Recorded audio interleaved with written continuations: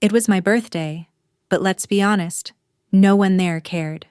The living room was packed with faces I barely recognized, old high school friends I hadn't seen in years, Sophie's loud college friends scrolling on their phones, and Richard Baxter, my mother's latest boyfriend who walked around like he owned the place. And honestly, he almost did. Linda, my mother had orchestrated the entire thing, the food, the guest list, even the playlist blasting soft jazz that no one was listening to. She wanted this day to show everyone she still ran the show. And I was supposed to be the obedient daughter grateful for a cheap birthday cake. When I arrived, no one even greeted me properly. Sophie, my daughter, barely looked up from her phone. Linda clinked her wine glass, waved me into the room, and said, "Everyone, look who finally showed up." The plumber princess herself. I should have walked right back out, but no. I sat down like a good guest at my own birthday party. The table was covered in food from some upscale restaurant Richard had invested in. He made sure everyone knew, mentioning it at least 4 times during dinner. Every eye in the room kept darting between me and him like they were doing some sad comparison exercise. It didn't take long for Linda to make it worse. Mid-dinner, she held up her wine glass and said, "You know Emma fixes toilets for a living now. Can you believe that my daughter a plumber? What a career choice." And Sophie laughed out loud, not even bothering to hide it. Her friends followed because what's better entertainment than watching someone get humiliated at their own birthday? Then came the kicker. Linda smiled, leaned back, and said loud enough for everyone to hear, "You're nobody, Emma. You think fixing toilets makes you important? Richard here owns 3 restaurants. That's what success looks like." Richard didn't even look up from his plate. He just smirked, probably proud he was part of this sad little performance. Sophie said Richard's more of a parent than you ever were before returning to her phone. Her friends giggled again like it was all some hilarious inside joke. I sat there looking at my daughter, the same girl I used to carry on my shoulders at the zoo, whose skinned knees I'd patched up when she fell off her bike. The same girl who used to call me her hero. Now she was laughing with strangers at my expense. Linda wasn't finished. She swirled her wine and delivered the final blow. "You were always just temporary," she said, like it was the most obvious truth in the world. That was it. I didn't say a word. No dramatic exit, no shouting match. I stood up, pushed my chair back without a sound, and walked upstairs to grab my bag. My heart was racing, but my face stayed calm.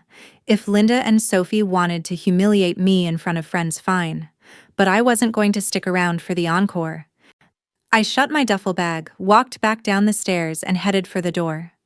I passed right by the table where Linda was laughing with Richard, where Sophie was scrolling, and where a few guests gave me awkward glances but said nothing. I didn't look at any of them. I didn't need to. Outside, the air felt different, cooler, sharper. I stepped into my old pickup truck, shut the door, and just sat there staring straight ahead. The laughter inside echoed faintly through the walls, but it was peaceful and quiet. My phone sat on the passenger seat, silent and forgotten. I didn't care who texted or called. Not tonight. I started the engine, pulled out of the driveway, and drove until their voices felt far enough away. No destination, just away. And as I crossed the town line sign on the edge of Portland, Maine, I felt a flicker of something I hadn't felt in a long time: control. I kept driving into the night headlights, cutting through the darkness like I was slicing away everything I'd left behind. No need to tell anyone goodbye. No need for explanations. For the first time in years, I was exactly where I wanted to be, gone. The engine's low rumble under my hands was steady, almost comforting, as I let my fingers tap the steering wheel without thinking. My chest felt tight, but I refused to let any of that spill out. The house behind me was shrinking in the rearview mirror, its glow fading fast. I didn't need to look back. I pulled into an empty parking lot near an old grocery store that had closed years ago. The lot was cracked weeds pushing through the asphalt precisely where no one would think to look for me. I cut the engine and sat still, eyes fixed on nothing. The silence felt almost heavy, like my body was decompressing from all that smiling fake civility and the weight of their smirks. The sound of my phone vibrating on the passenger seat broke the stillness. I didn't pick it up. I just let it hum itself into silence again and again. Notifications were popping up from group chats. I didn't remember being part of voicemails probably filled with excuses, false concern, or worse, more mockery disguised as apologies. Back inside that house, Linda was probably pouring another glass of wine, laughing it off. Richard might be boasting about one of his restaurants, and Sophie was back on her phone, swiping through whatever felt more important than acknowledging her mother 5 minutes ago. None of that mattered anymore. This wasn't anger. Not really. I wasn't yelling or shaking. There was no desire to storm back and throw their expensive wine in their faces. No, this was clarity. Pure, sharp clarity. For the first time in years, I didn't feel trapped or responsible for explaining myself. I was free. I let my mind drift back to what they'd said, replaying every cutting line with the precision I'd honed when I was in the service. "You're nobody," Linda had said with that same look she gave me as a teenager when I came home with scraped knees, as if I were constantly disappointing her simply by existing. Then Sophie's voice. "Richard's more of a parent than you ever were. The same daughter who once cried into my arms after a nightmare, who used to beg me not to leave when I went on deployment, now perfectly comfortable throwing me under the bus for an audience. And Richard sitting there smug and silent like he was king of the table. Richard with his 3 restaurants and credit cards flashing at every opportunity. Richard who had likely never lifted a wrench or fixed anything that didn't involve a wine list. Its absurdity almost made me laugh. I reached into the glove box and pulled out an old notepad I kept around for random thoughts and to-do lists. But tonight, this was different. I wasn't jotting down errands or grocery items. This was something else entirely. I wrote 2 words at the top of the page. Get leverage. That was all I needed. Everything that followed would stem from that simple objective. Not revenge fueled by rage, but a deliberate, quiet strategy. I didn't have to yell or confront them directly. I didn't have to engage at all. They would collapse under their own arrogance. I would just help gravity along. My training had taught me one thing better than anything else: observation was power. And right now they all thought I was powerless. Good. Let them keep thinking that. The phone lit up again. Another call from Linda. I watched it until it stopped ringing. Then another from an unknown number. Then another. I smiled. The panic was already setting in, and I hadn't done anything yet.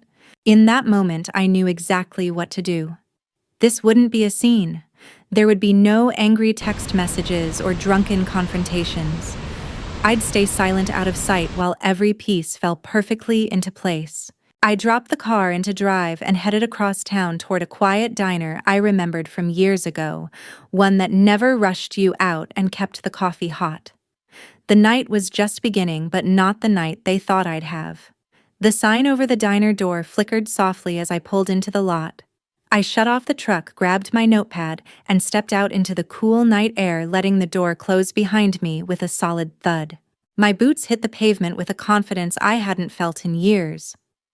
I walked inside, nodded at the night waitress who didn't even look up from her magazine, and slid into a booth in the far corner. The laminated menu sat untouched as I reached for the pen behind my ear. The next steps were forming in my mind, neat and methodical, like I was back on assignment. No one at that house had any idea what was coming. The coffee mug was warm in my hands, the bitter smell rising, grounding me, even as my thoughts ran cold and sharp. The waitress topped me off without asking and moved on, leaving me alone exactly how I preferred. A few tired locals filled the other booths, and none paying attention to me. Good. My notebook sat open, a blank page, waiting for something more than scribbled notes. The diner's fluorescent lights buzzed quietly overhead. And for the first time in too long, I wasn't distracted by anyone else's expectations. I didn't have to explain myself anymore. I didn't have to care how Linda wanted to show me off, or how Sophie paraded around like she'd grown up without help. All that mattered was what I did next. I flipped to a fresh page and wrote a line at the top. Find weaknesses. That was the first rule when planning anything that mattered. I learned that back in my military days, patrolling dusty roads in places that barely had names, where every glance and every movement could mean the difference between walking home or never coming back. The enemy always had a weakness. You just had to find it. And Linda, for all her pretensions and sharp words, had plenty of them. She cared about appearances, status, and winning every social competition she could invent. That wasn't a strength. That was fragile. Richard, sitting there smug with his expensive watch and wine recommendations, was the same. He cared about showing off, not about building anything that could withstand real pressure. His restaurants, his reputation, all just surface. And Sophie, well, Sophie cared about clicks, followers, and attention. She wanted validation from strangers more than anything. These weren't people who could handle losing face. I pulled out my phone not to answer the barrage of missed calls, but to scroll through Richard's restaurant profiles, Linda's social media posts, and Sophie's recent TikToks. They gave away more than they realized. Sophie had posted 3 videos from Richard's yacht alone in the last day. Linda had tagged herself at expensive boutiques and restaurants with Richard. Richard himself had bragged in a video about opening a new location soon. Perfect. While I sipped my coffee, I made a list of every lead worth pursuing: business registrations, financial records, liens, partnerships. This was no longer a family dispute. This was reconnaissance. The money trail was what mattered, not emotions, not apologies I didn't want and wouldn't trust anyway. Linda's world depended on looking perfect. I knew that better than anyone. She'd made me feel small for years when I didn't fit that perfect image. My uniforms were never ironed enough. My career choices weren't sophisticated. Even when I was serving my country, risking my life overseas, it was never enough to win her approval. But I didn't need her approval anymore. I needed information. I scrolled back through old documents in my email files I hadn't considered. And there it was, a shared account set up years ago when Sophie was a child, a $529 plan for college expenses. My name was still attached because at one point we all thought that would matter. It still did, but in a very different way now. The account had never been closed, never updated. It was technically still partially under my control. Linda had probably forgotten that little detail when she shifted her finances around Richard's ambitions. I smiled into my coffee. This wasn't going to take rage. It was going to take discipline. I could wait weeks if I had to. I could wait months, whatever it took. Linda and Richard would keep spending, flashing their credit cards and taking pictures for social media, while Sophie filmed it all, showing the world how perfect their life was. And I would stay silent, invisible, unnoticed, until the right moment. Their arrogance would be their undoing, and all I had to do was sit in this corner booth, drink my coffee, and line everything up. No need to raise my voice, no need to show my cards. Just patient, methodical steps. Their panic would come soon enough, but they wouldn't even know where it started. The pen tapped against my notebook, steady and deliberate. As I sat in that corner booth watching steam rise from the coffee, I didn't bother finishing it. I had everything I needed from this place: a clear head, a plan starting to form, and the space to think. I dropped some cash on the table, nodded to the waitress, and walked out into the cool night air. The street outside was quiet, but my mind was active. I knew exactly who to call first. Tommy Riggs. I scrolled through my contacts until I saw his name. Former military police like me, now a private investigator with a reputation for getting things done fast and quietly. We hadn't spoken in a while, but old colleagues don't ask questions, they get to work. The call didn't even ring twice. Emma Tommy's voice was calm, casual, like we'd just spoken yesterday. I need help, I said simply. That kind of help. Exactly that kind of help. Without hesitation, he replied, send me what you have. I texted him Richard's full name, a few details about his restaurants, and Linda's social media handles. It wasn't much, but it was enough for Tommy to pull threads. While Tommy got to work, I contacted Elena Boyd. She used to run forensic audits on military contractors.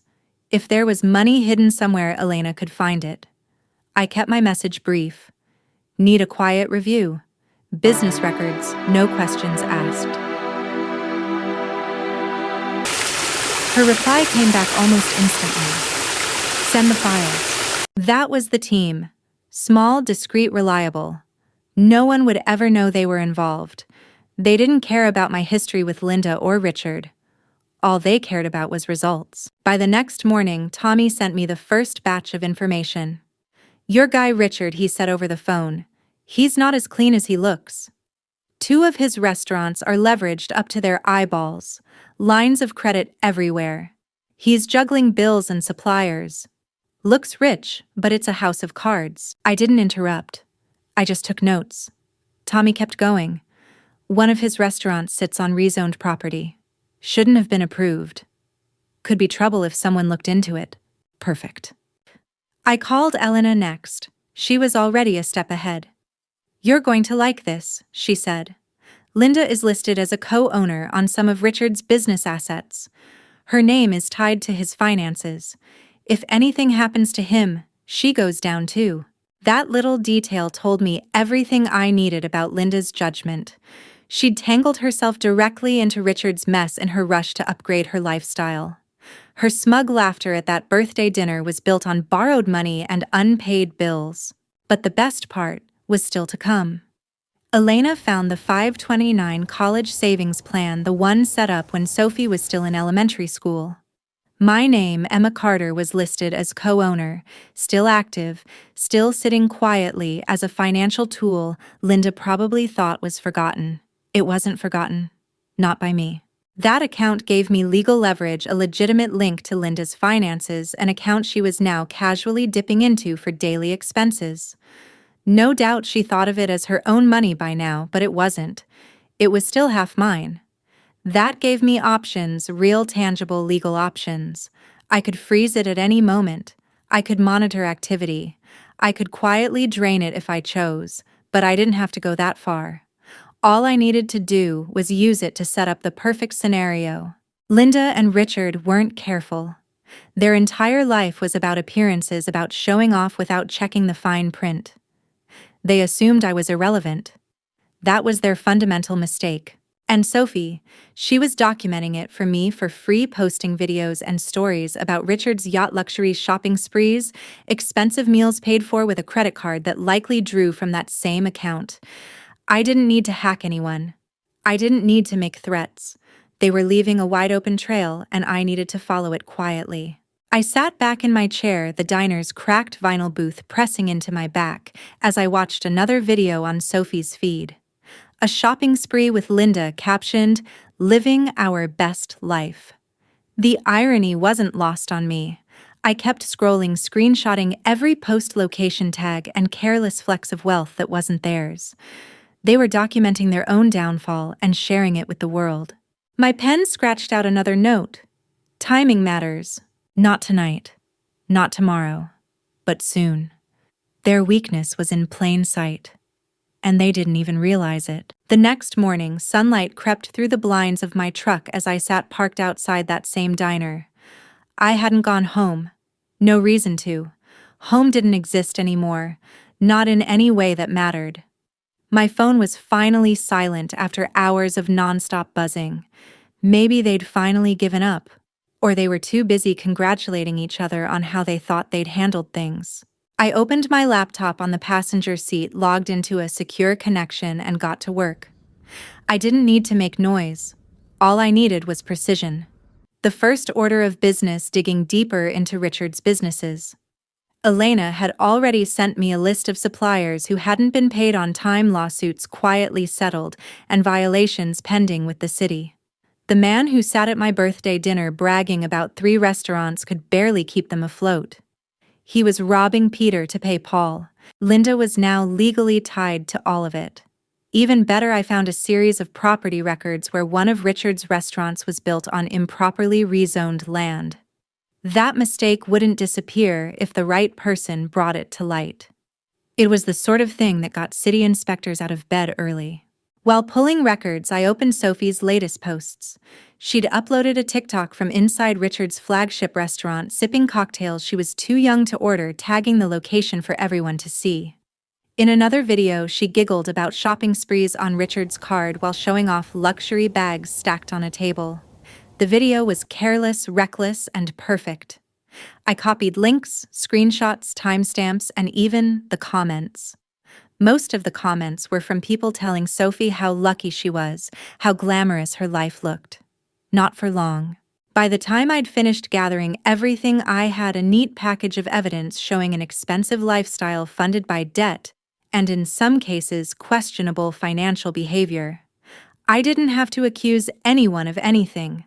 I just had to shine a light on what was already there. IRS tips could be submitted anonymously. Convenient. I drafted a report with screenshots from Sophie's posts, property records, unpaid bills, and ownership documents that tied Linda directly to Richard's failing empire. My language was calm, factual, and free of accusations. All I did was point out inconsistencies worth a closer look. Agencies love that kind of thing. It made their job easier. As I hit submit, my phone buzzed again, this time from Tommy. "Thought you'd like an update," he said casually. "What did you find?" Richard's current line of credit is maxed.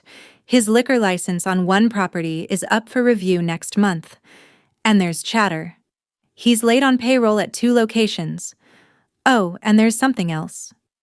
Linda's name is listed as a financial beneficiary on a bunch of these accounts. Joint signer status. I smiled without even realizing it. Linda probably thought she'd landed a prize with Richard, someone who made her look good in public and funded her expensive tastes. But she didn't do the homework. She'd tied herself to someone who was drowning. That's what arrogance does. I finalized the IRS report and submitted it. Then I drafted an anonymous email to a local business reporter who covered restaurant openings and closings like it was breaking news. The subject line was simple.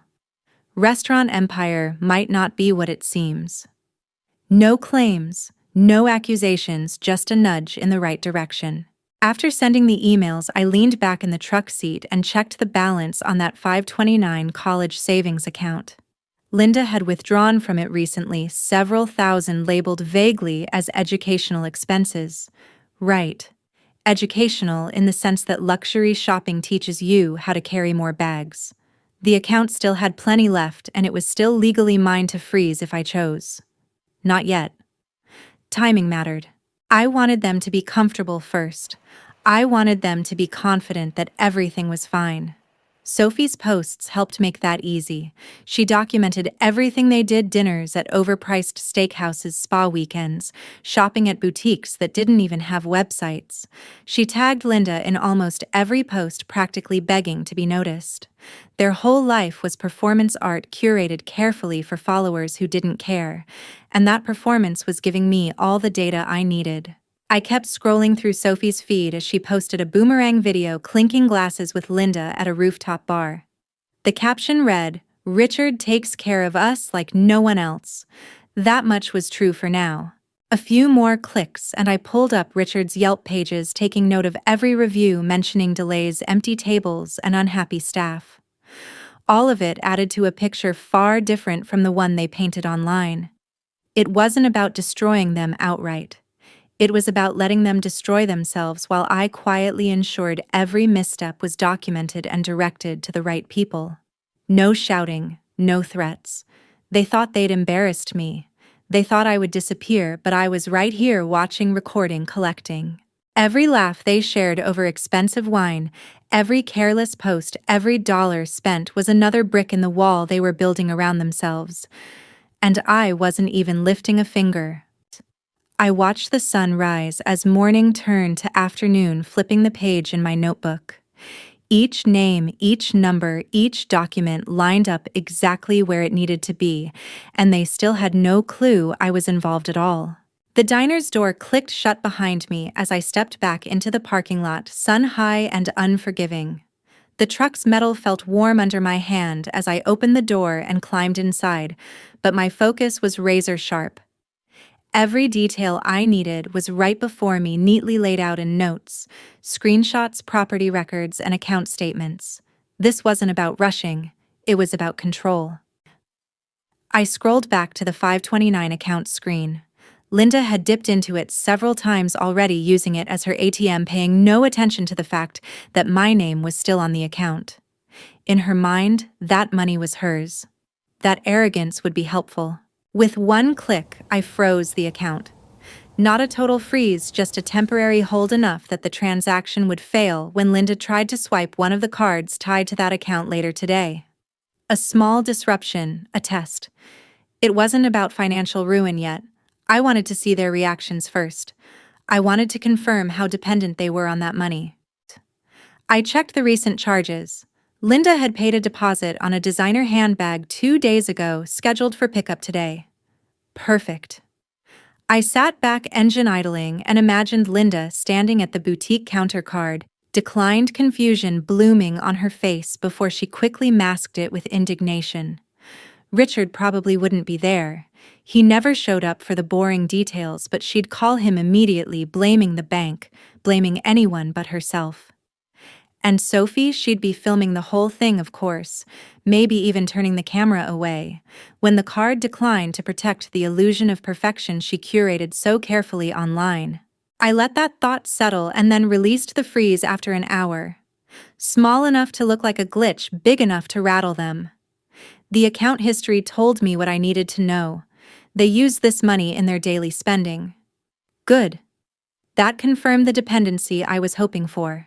I kept tracking their social media. Sophie posted a story from inside a coffee shop later that afternoon, typing furiously while Linda sat across from her, looking annoyed, probably on the phone with a banker or card issuer.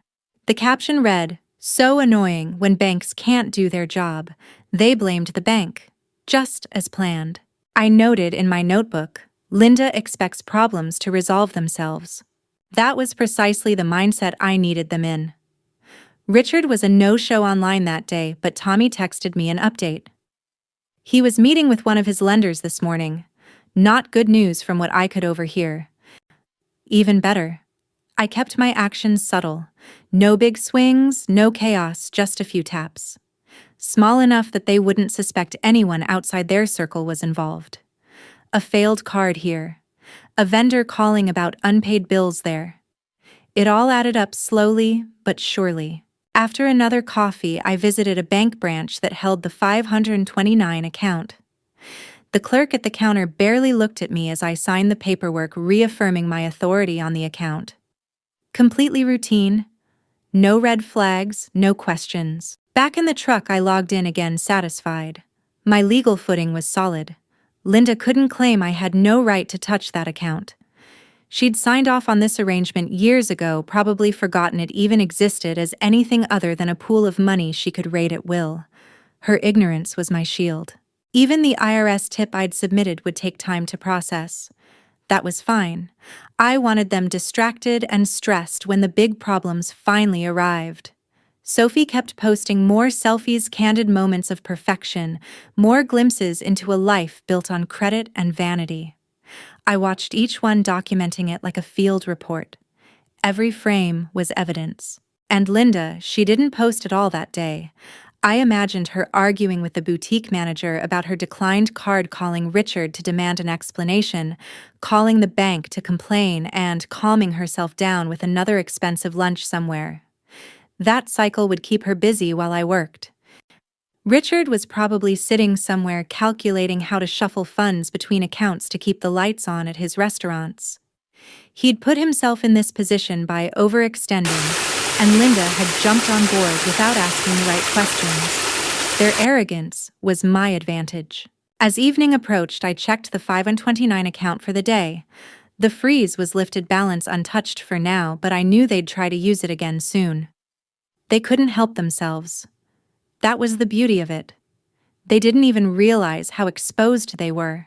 I drove out of the parking lot, merging onto the highway without checking where I was going. It didn't matter. I had my laptop, my notes, and my phone. Wherever I was became my home base. Linda could keep pretending she was in charge. Richard could keep bragging about his empire. They were already trapped, and I hadn't even started tightening the net yet. The road stretched out ahead as I let the truck settle into a steady rhythm, tires humming over the asphalt while the sun dipped lower. I wasn't rushing. There was no need. They were doing all the rushing for me now.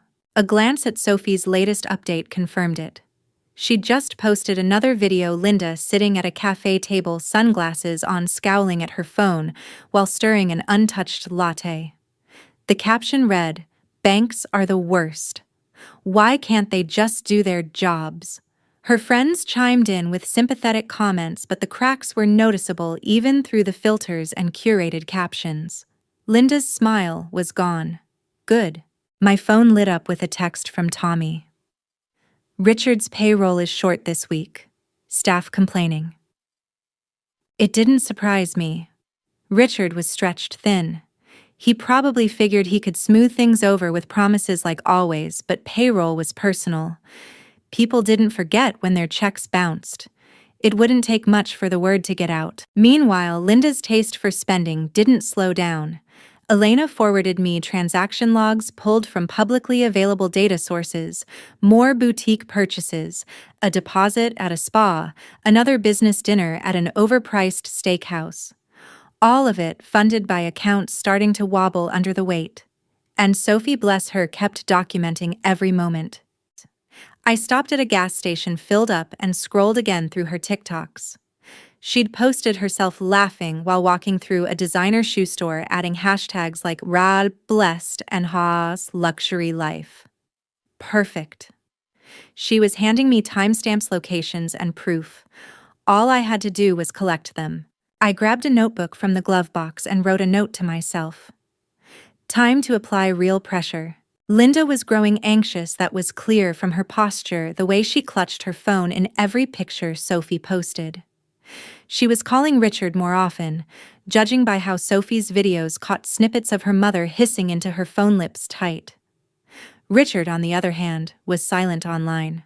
Tommy reported he was at meetings late into the evening, pacing barking orders at staff and avoiding eye contact with kitchen crews. It was all happening faster than even I expected. That meant it was time for a more direct nudge. I sat in the truck's cab, laptop open again, and drafted an anonymous tip to a business reporter at the local Portland paper who loved juicy stories about restaurant owners getting in over their heads. I kept it simple. Potential financial issues at Baxter Hospitality Group. Check property records and supplier disputes. Documents available if you look. No signature, no trace. I hit send. While that simmered, I logged back into the IRS tip site, adding an update with screenshots of Sophie's spending sprees and Linda's tag-along lifestyle, all while loans went unpaid and vendors complained. Linda and Richard thought they were in control. They thought they could juggle appearances indefinitely, but no amount of charm fixes cash flow problems and regulatory scrutiny at the same time. Another text from Tommy arrived. "Linda called Richard twice today from the spa. Sounded tense." I didn't reply. I didn't need to. Everything was in motion now. I didn't have to lift a finger beyond the occasional email screenshot or forwarded tip. Their behavior drove the collapse faster than any confrontation or argument ever could. Later that night, as I sat parked near the harbor watching boats bob gently in the dark water, Sophie posted again a photo of a new handbag with the caption "Retail Therapy with the best mom ever." The irony was almost too easy. They were digging their own hole. And Linda, she hadn't posted, which told me everything I needed to know about her mood. She thrived on attention. If she wasn't posting, she was distracted, frustrated, and maybe even starting to worry. Richard, too, had vanished from view. I watched the notifications slow, then stop altogether as midnight approached. But my work wasn't done yet. I logged into the 529 account once more, reviewed the recent transactions, and made a slight adjustment. I set up alerts for every withdrawal attempt in the future. I wouldn't block them yet. I wanted them to spend. The more they dipped into that account, the more exposed they became. At the same time, Elena sent me a package of documents she'd pulled on Richard's restaurant's liens, unpaid taxes, legal warnings, all properly formatted and verified. They were ready to go when I needed them. The pieces were lining up exactly where they needed to be. The diner's neon sign flickered behind me in the rearview mirror, reflecting dimly as I closed the laptop and shut off the truck's engine. The harbor air was cool, clean, and quiet, a stark contrast to the chaos brewing at Linda's house.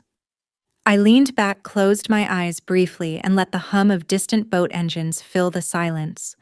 There was no rush. They were doing all the damage themselves. The morning breeze off the harbor felt cool against my face as I sat on the truck's tailgate, coffee in hand, reviewing my notes. I didn't need to guess what Linda and Richard were doing today. They were creatures of habit. Spending money soothed them. It made them feel untouchable. I unlocked my phone and checked Sophie's feed. There it was.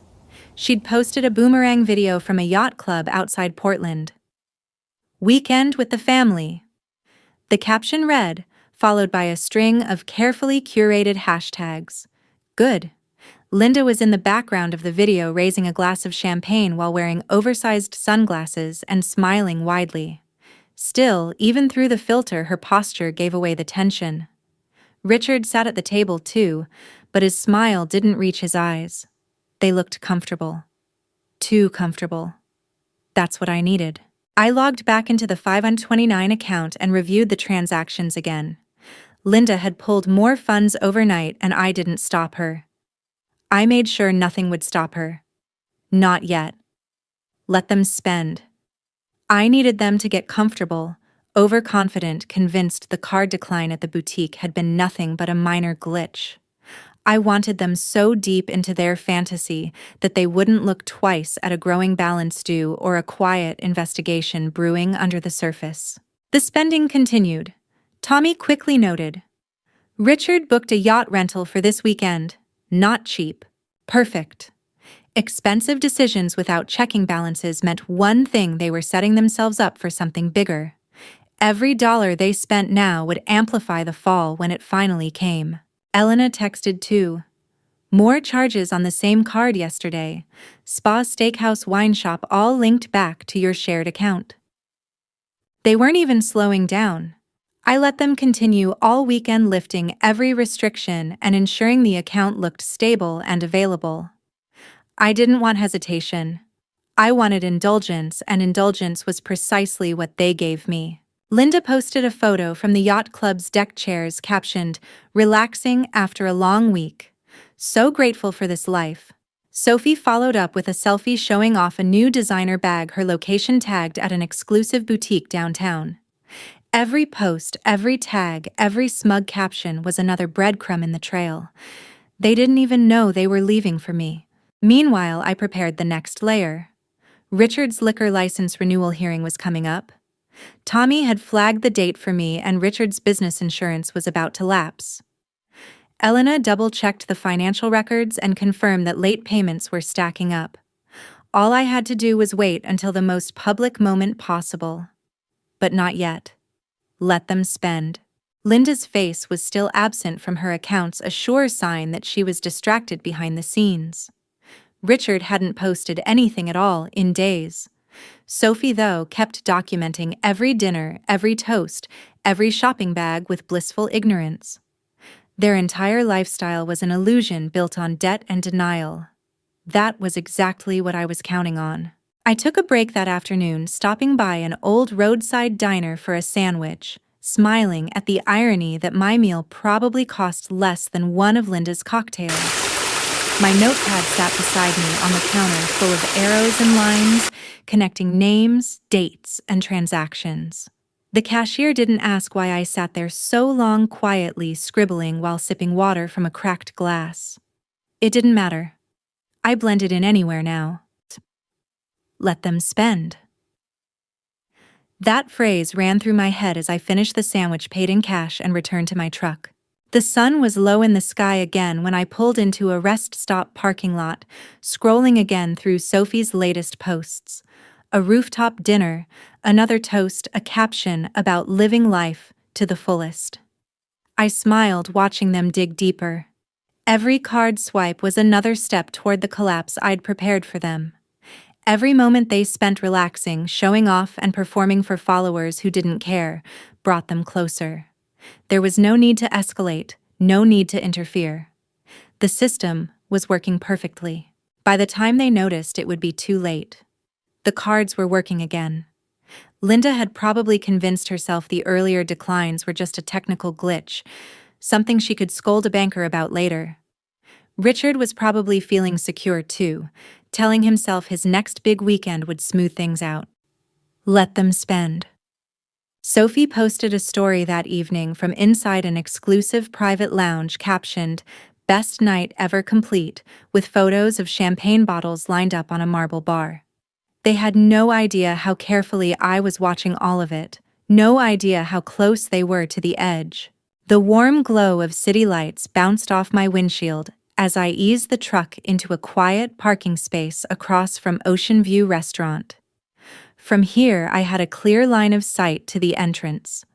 Linda and Richard's big night was already underway, and I didn't need to guess what kind of evening they were planning. This was the crown jewel of their weekend, a reserved table at one of the most expensive places in Portland. The perfect spot for them to parade around, dressed in designer clothes and dripping in self-importance. I stayed parked, engine off, windows cracked just enough to catch the distant murmur of laughter and clinking glassware from the outdoor terrace. The restaurant's valet hustled between cars, and the hostess smiled for arriving guests who paid no attention to the truck parked across the street. It was exactly how I liked it. Linda sat at a table near the window, perfectly positioned for maximum visibility.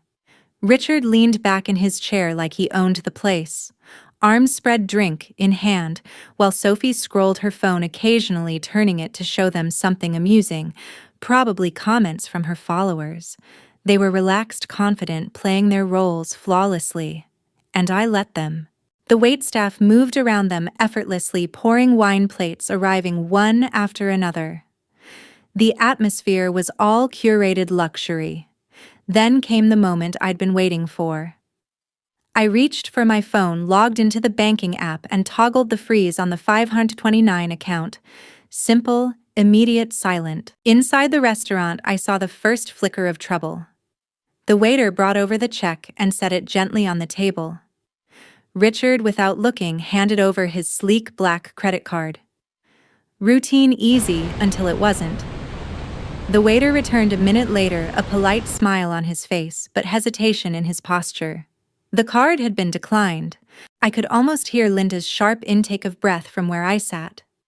Richard straightened in his chair, clearly caught off guard, pulling out another card, handing it over with a casual wave. Declined again. The waiter leaned in, slightly lowering his voice, but the damage was already done by then. The nearby tables were starting to notice. A couple whispered, and another diner glanced sideways. Linda's smile froze, her eyes narrowing as she reached into her purse. Sophie was frozen too, her phone still in her hand, but her gaze locked on her mother. Linda produced yet another card. Declined.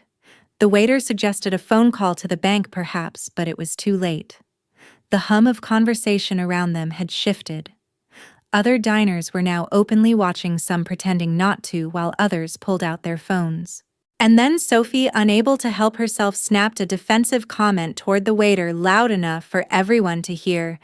"You must have a problem with your machine. We can pay." A bad move. The waiter smiled and replied evenly, "The machine works fine, ma'am." The tension at the table was visible now, sharp and awkward.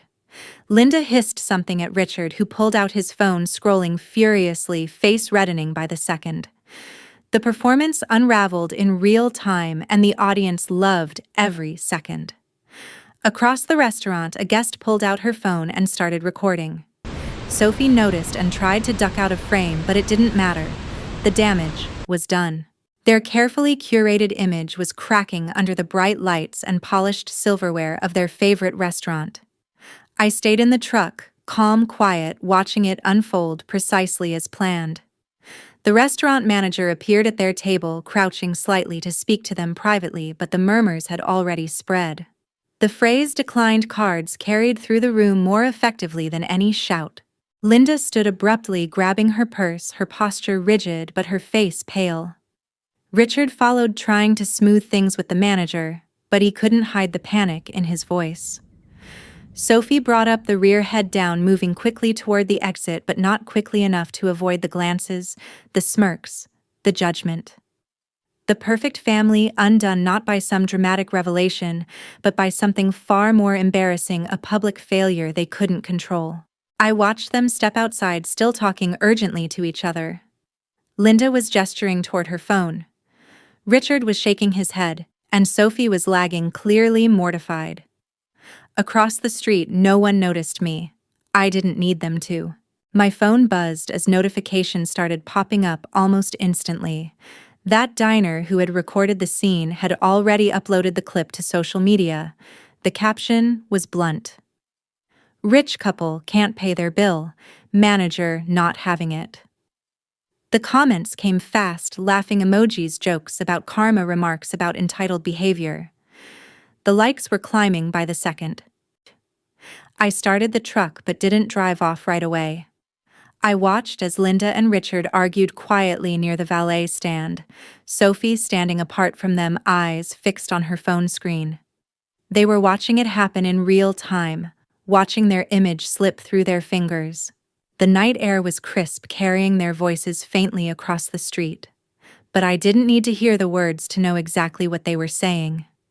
Every dollar they'd spent that weekend, every bottle of champagne, every shopping bag Sophie posed with led right here. And they had no idea this was only the beginning. The morning sunlight streamed through the windshield as I sat in my truck parked outside a grocery store, coffee cup resting on the dashboard. My phone buzzed constantly, another notification lighting up the screen every few seconds. The video from Ocean View had gone viral overnight. The clip was everywhere. Instagram Reels, TikTok reposts, even local Facebook groups sharing it with captions dripping with mockery. The title was simple and devastating. "Rich couple can't pay their bill at Ocean View." The comments were brutal. "Champagne tastes on a beer budget. Guess the credit ran out faster than the wine. Her face when that last card declined, priceless." Linda and Richard had finally achieved real fame, but not the kind they wanted. I scrolled through the reactions, noting how quickly the narrative had shifted. Just days ago, Linda had been playing the role of polished socialite, Richard the successful restaurateur, and Sophie the carefree influencer. Now they were a punchline. I took a long sip of coffee, eyes half-lidded as I read Sophie's desperate attempt at damage control. Everyone's accounts get weird, sometimes chill. But the internet never chilled. The more she tried to defend them, the more vicious the comments became. Tommy texted me a simple update. "Reporters are sniffing around already. Richard's suppliers are talking." Perfect. Linda and Richard probably hadn't even processed what was coming next. Public embarrassment was one thing, but financial scrutiny that was far more dangerous. While they scrambled to salvage their image, I quietly pushed things along. Elena had prepared another packet of documents tying unpaid bills and tax delinquency notices to Linda as co-owner and financial beneficiary. I anonymously forwarded it to the reporter I'd tipped off last week. No explanations, no embellishments, just facts. I knew how reporters worked. They loved leads wrapped in a bow. Then came the next wave. The IRS responded to the tip I'd filed earlier, acknowledging receipt and assigning an inquiry officer. Standard protocol, but it was enough to send a chill down anyone on the wrong side of tax compliance. Linda and Richard didn't know it yet, but their accounts had already been flagged for review. The timing couldn't have been better. Linda posted nothing that morning. Nothing at all.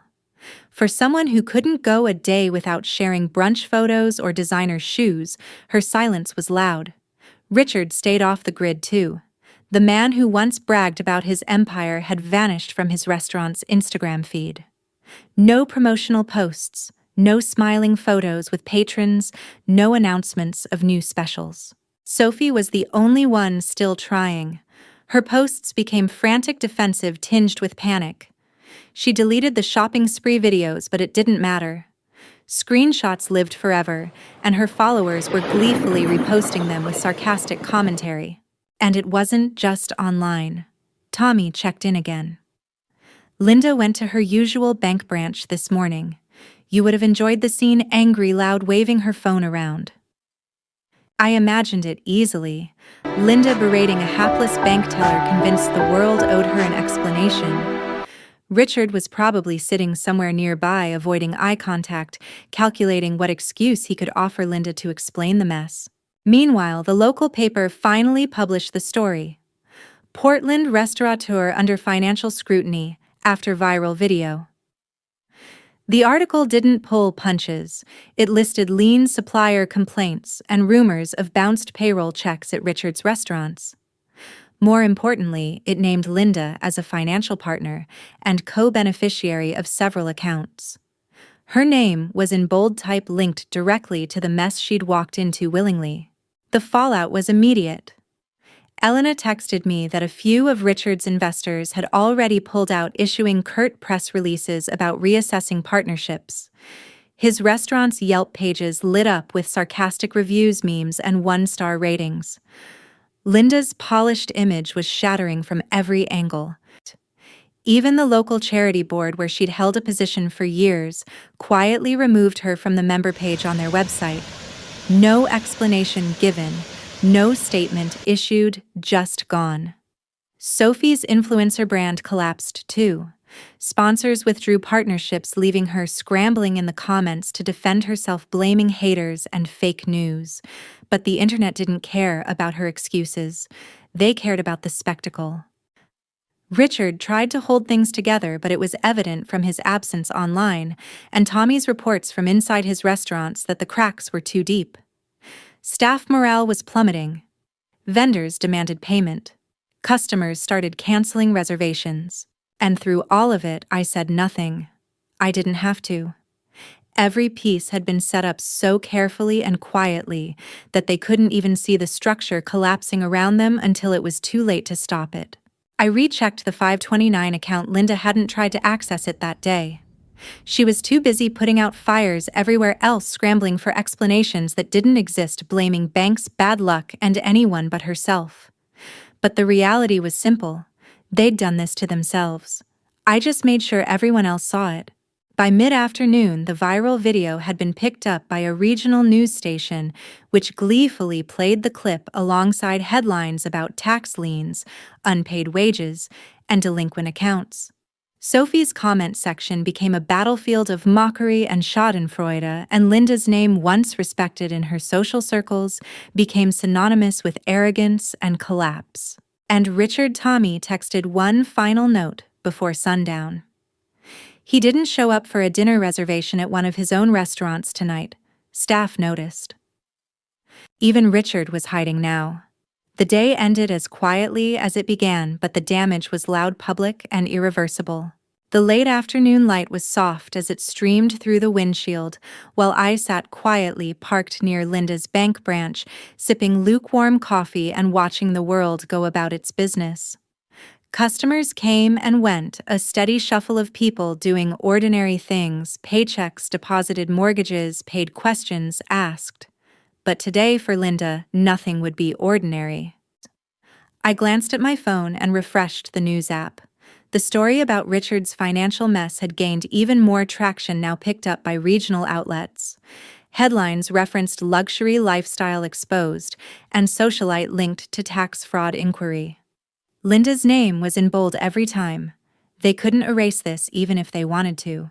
Tommy texted me, "Bank manager called Linda in today. Face like stone when she walked in." I could picture it perfectly.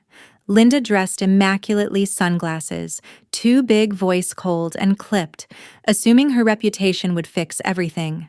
She was good at that. For decades, she'd solved problems by intimidation or charm. Not today. She stepped out of the bank an hour later, and though I kept my distance, I didn't need to hear the words to read her body language. Phone gripped tight in one hand, handbag clutched against her side steps faster than usual. Her head was high, but her eyes darted around unfocused. She was unraveling. Inside the bank, her joint account access had been formally dissolved. I'd filed the notarized paperwork weeks ago, quietly, legally, with Elena's help, entirely within my rights. Linda had never thought it was possible, too arrogant to imagine she wasn't in control. Now she was learning otherwise. When she reached her car, her phone was pressed tight to her ear, undoubtedly calling Richard, demanding explanations. But Richard was running his own circus. His empire was crumbling, his name smeared across every local headline, staff demanding late paychecks, investors walking away. Linda's name wasn't just collateral damage anymore. She was entirely tied to the fallout. Watching her drive away, I opened my email and reviewed the city government's formal seizure notice for Phoenix Bar and Grill. The building where Richard had cut so many corners on permits and taxes was now flagged for immediate inspection, liens applied, and unpaid business property taxes were stacking up. City workers had stapled a bright orange notice to the front doors hours ago. I knew because Tommy sent me a photo. It wasn't dramatic. It was bureaucratic, official, impersonal, precisely the kind of cold, humiliating notice Linda hated most.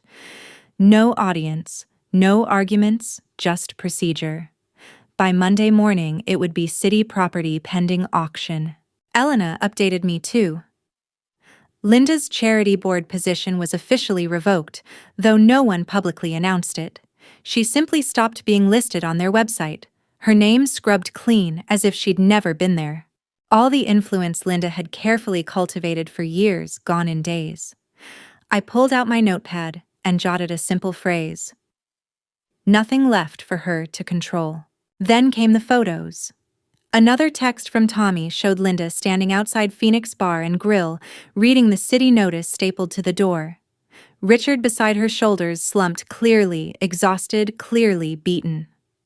A passing pedestrian snapped a photo, a blurry but unmistakable image of a woman accustomed to power staring helplessly at her downfall.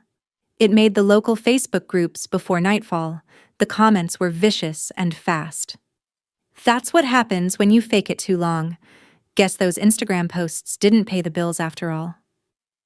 Linda couldn't walk that back. The utility company left a notice about a pending service suspension, another unpaid bill at her house. Richard had been juggling everything, robbing one account to pay another, until nothing was left to shuffle. Sophie, meanwhile, went silent online. No new videos, no cheerful selfies, no shopping hauls. She hadn't deleted her accounts, but the comments had turned too toxic too fast for her to keep up. Her sponsors had quietly dropped her over the past few days, one by one, without explanation, just as efficiently as the charity board had scrubbed Linda's name. Tommy sent a final update that evening. Richard left her alone at the restaurant after the notice was posted. Didn't even say a word to her. Just got in his car and drove off. Linda was finally isolated. Every person she'd leaned on, every facade she'd carefully built, every safety net she thought she had gone. And she didn't even know about the next IRS audit round already underway. As the evening settled, I sat quietly on a bench outside a small park, notebook open again, writing down the facts, watching as the streetlights flickered on one by one. The consequences were in full motion now, not because I forced it loudly, but because Linda and Richard had built their life on shaky ground, pretending it was stable. I just made sure the right people knew where the cracks were. Every move I made was quiet, precise, and legal. No threats, no confrontations, no angry phone calls. They hadn't heard from me once since that birthday dinner. And that was the best part. They couldn't even point to me as the cause. From their perspective, the world simply turned against them, their luck running out, their mistakes exposed at the worst possible time. I didn't need to gloat. I didn't need to explain. Their humiliation was complete, and their reputation in the community was done. The air outside my truck was crisp and cool as I parked at a quiet overlook, watching the town below wind down for the night. Lights flickered and windows traffic thinned to almost nothing, and I scrolled through Sophie's now silent social media accounts in the silence. The comment sections had turned against her entirely, entitled "Rich Kid, Fake Influencer." Serves her right. The harsh words came from strangers who didn't care about her explanations or context. They just saw a spectacle and decided she deserved the fallout. Sophie wasn't posting anymore, and that silence spoke volumes. Linda and Richard's financial collapse had caught up to her faster than she could delete old posts or block trolls. Her brand, if you could even call it that, was over. The comments dug deep, mocking her handbags, her yacht photos, even her casual captions from before, now quoted sarcastically and reposted endlessly. There was no one doing this. Her reputation built on image and excess was shredded. Tommy sent me a text. "Richard's out. Packed a bag. Left late last night. Didn't even say goodbye to Linda." Not surprising. Richard was never the type to stick around when things got hard. He was there for the champagne toasts, not the cleanup afterward. His empire was crumbling under unpaid debts, IRS audits, city liens, and vendors demanding answers. With investors pulling out and staff morale bottoming out, he'd quietly removed himself from the picture. Linda, though, was stuck. Her name was now attached to too many debts, co-signer, financial beneficiary, joint accounts. Everything she thought she'd gained by aligning herself with Richard had become a liability overnight. Local papers ran new headlines by mid-morning. Baxter Hospitality Group faces bankruptcy filing. The accompanying photo was poetic. A grainy shot of Linda and Richard arguing outside Phoenix Bar and Grill while a city notice fluttered on the front door. The paper didn't even bother blurring her face. The charity board, city officials, and restaurant patrons distanced themselves from Linda as quickly as possible. She was toxic now. Even Sophie's university peers piled on some, reposting her yacht videos with captions like, "She thought this was glamorous. Look at them now." The social judgment was merciless and fast. This was worse than any financial penalty for someone like Linda, who had built her entire identity around public perception. She couldn't walk into her favorite boutique anymore without whispers following her. She couldn't show up at a community event without side glances and polite but cold smiles. The few friends who still answered her calls offered sympathy but no support. Tommy updated me again. Sophie moved out, staying with a friend near campus. Linda's alone at the house now. That house was no refuge. Notices were piling up at the front door, utility suspension warnings, overdue property tax bills, and final notices from creditors. And Linda couldn't touch the 529 account anymore. I made sure of that. The paperwork was airtight and the bank records were clear. She had dipped into it freely for too long without realizing what it was, a financial tie back to me. It gave me the leverage I needed to cut her off completely. Meanwhile, the local newspaper published a follow-up piece including Sophie's name, "The Collapse of an Image." It read, a scathing commentary on their Instagram perfect life falling apart in public view. No one reached out to defend them publicly, no letters to the editor, no friends penning op-eds in their support. Even the polite society Linda clung to had abandoned her. I parked outside a coffee shop that afternoon, watching Linda exit a nearby bank, visibly shaken, clutching a folder of paperwork that wouldn't help her anymore. Her face was pale, her steps rushed but unsure, the confidence she always carried gone. Linda didn't notice anyone around her, too consumed by the disaster she couldn't contain. She barely looked up as she walked past a group of people outside the cafe, several of whom clearly recognized her, but quickly looked away. Sophie's situation was no better. Her sponsorships had dried up completely. Companies didn't want their brand associated with someone whose name had become shorthand for arrogance and fraud. Even her followers, once fawning over her lavish lifestyle, now mocked her openly. And Sophie couldn't delete comments fast enough. They came faster than she could manage, piling up under every photo she left visible. The comments were brutal, unforgiving, and endless. Richard gone. He didn't issue a statement. He didn't return calls. He left Linda to clean up the mess, exactly as I knew he would. Every part of their life that had seemed untouchable, perfect, enviable, was now exposed as fragile and shallow, and they were paying for it in full. I closed my notebook later that day, leaning back in the truck's worn seat, feeling no triumph, just calm clarity. This wasn't about revenge in the way they probably imagined it. No screaming, no confrontation, no grand gestures, just quiet dismantling.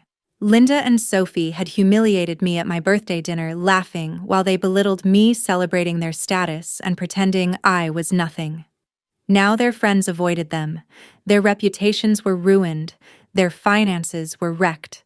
And through it all, I hadn't raised my voice once. I didn't need to. Their downfall was complete, and they had orchestrated every piece. The afternoon light slanted through the blinds of a small coffee shop where I sat quietly, notebook open, pen tapping against the table in a steady rhythm. Outside, Portland's downtown buzzed as usual, commuters heading home, tourists wandering with cameras, but none paid attention to Linda Carter's life imploding just blocks away. My phone screen lit up again. Another text from Tommy. Linda's house is officially listed for foreclosure. Notices stapled to the front door this morning. Her carefully decorated home, the stage where she'd hosted her showy parties, flaunting her taste and wealth, was now just another property being reclaimed by the bank. There would be no more brunches, gallery nights, or invitations with her name embossed on them. Sophie had moved out days ago, trying to distance herself from the scandal, but it was too late. Her name was linked in every article, every gossip thread, every reposted meme. The online world didn't forget. Her silence only made the mockery louder. Linda, though, was the one who stayed. She had no choice now.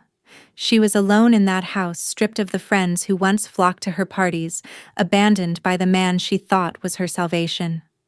Richard hadn't returned. His name disappeared from his restaurant's websites, replaced by Kurt under new management notices. Linda didn't even try to fight anymore. The woman who had mocked me so effortlessly at my birthday dinner, who laughed with a glass of wine in hand as she tore me down in front of an audience, now walked through the streets like a ghost, shoulders hunched, avoiding eye contact. I sipped my coffee, watching traffic crawl past the window, then reached into my bag and pulled out a small envelope, the last piece I'd prepared weeks ago.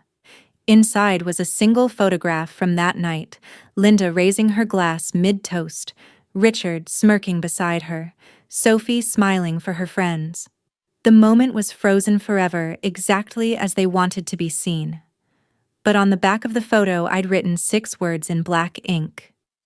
You toasted to your freedom. Now drink it to the last drop. Simple, direct, perfect. I sealed the envelope carefully and walked to the nearest mailbox, dropping it inside without hesitation. No return address, no explanation. That was all Linda would ever get from me. Tommy sent another update as I returned to my truck. Saw her at the grocery store. Nobody spoke to her. She stood in line alone, looking like she was somewhere else entirely. Good. Her humiliation wasn't loud anymore. It was quiet, constant, relentless. Every time she walked into a store, a cafe, or a bank, she would feel it: the stares, the whispered comments, the absence of invitations. She'd never know who tipped off the IRS, who sent the reporter those documents, who froze the account she leaned on without thinking twice. She'd never know how carefully every step was planned, but she would feel the consequences every day. That was better than any apology. Sophie, for all her performative charm, had stopped trying altogether. Her follower count was dropping fast. Her sponsorship deals were gone. Her name became a cautionary tale online. What happens when arrogance meets reality? I leaned back in the truck, watching pedestrians pass, my notebook still resting on the dashboard. The list of names I'd written at the start, Linda, Richard, Sophie, all crossed out, now neatly finished.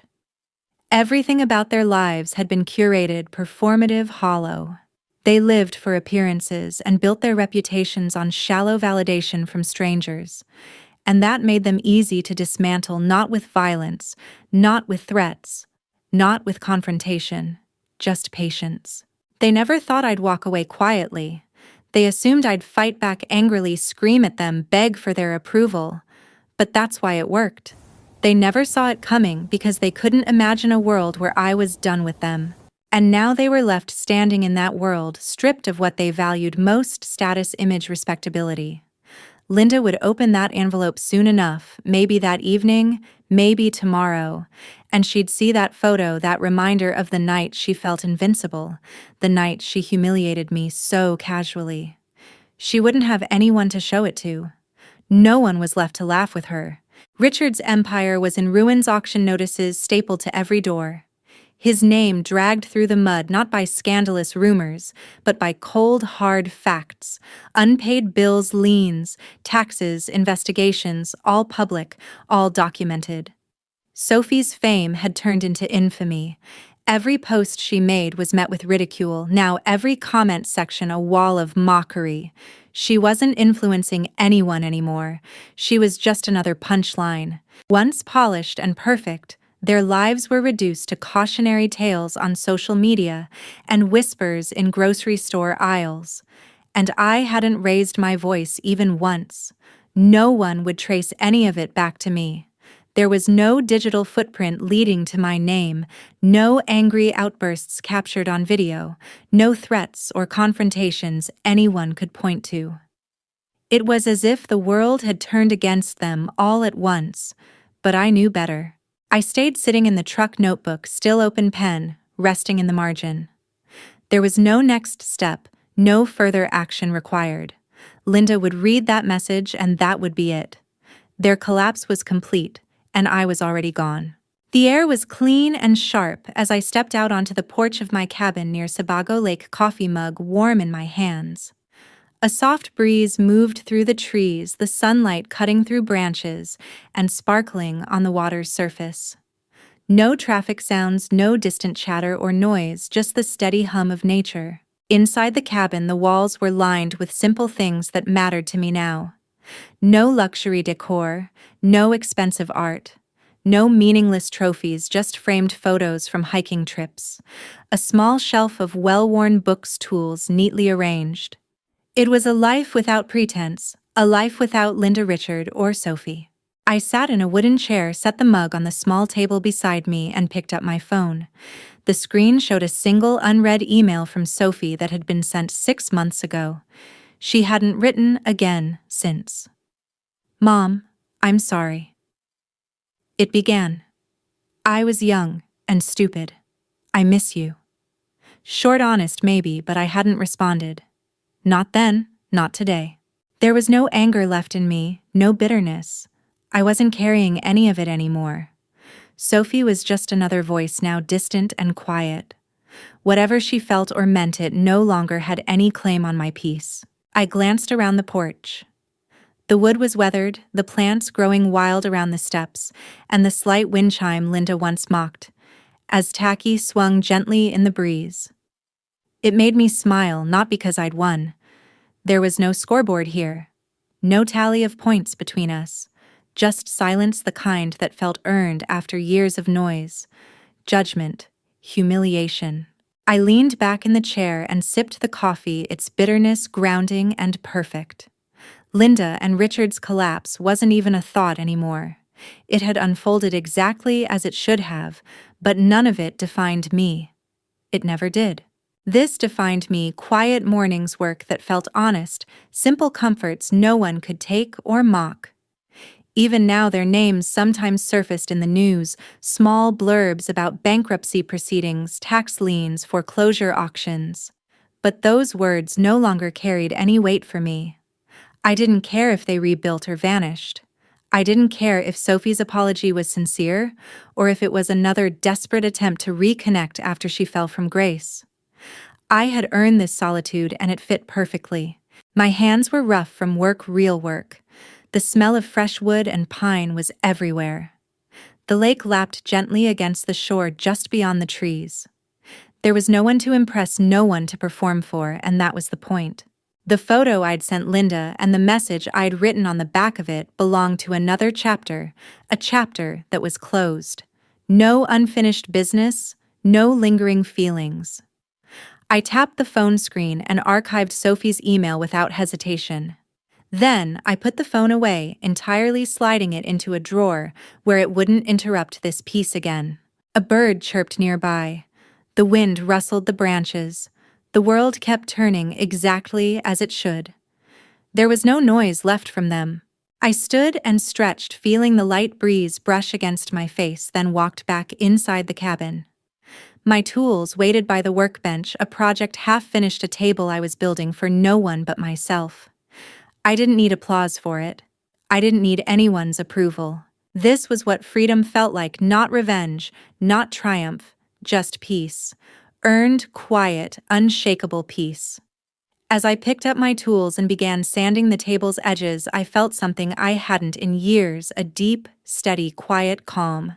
No one was watching. No one was judging. No one was expecting anything. Just work, honest and straightforward, far from all the noise they'd once surrounded me with. That's the real end to this story.